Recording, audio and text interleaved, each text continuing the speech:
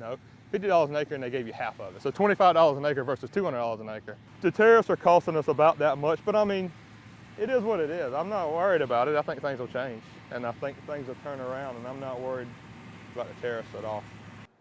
When you think of farming, you don't typically think about math. You know, it's 12 acres, so what's that? $2,400 an acre just off of that. But John Rivers does, and he has been farming his whole life, taking over from his father, who still helps out on their nearly 3,000-acre and 5-crop farm in Sumter County, South Carolina.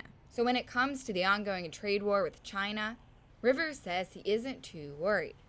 But he is one of the thousands of South Carolina farmers whose crop prices for soybeans and cotton are lower because of the tariffs set by President Trump.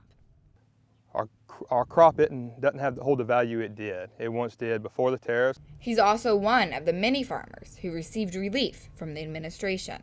You know, the administration has tried to help us with the payments, the MFP payments. But the numbers don't lie. Short term, it's just tough. It's tough whenever you're losing about $200 per acre for your cotton and your soybeans. Clemson agribusiness expert Adam KANTROVICH says farmers don't always know where their crops go after they leave the farm. Regardless, the tariffs lower demand, which lower prices overall.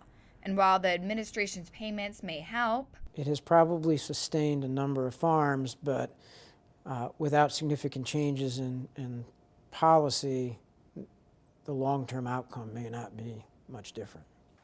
Well, ultimately out in Sumter, John Rivers is still affected by these tariffs, but he says he isn't too worried. However, here in Eastover, South Carolina, on a small 800-acre farm, Jason Carter tells a different story. Well, if we're going to get these lower prices, that might make us decide not to plant certain crops for next year. And he says that uncertainty in the market and the chance of receiving lower payments made him do just that. I haven't planted any wheat in probably 15 years, but we're going to try some wheat this year.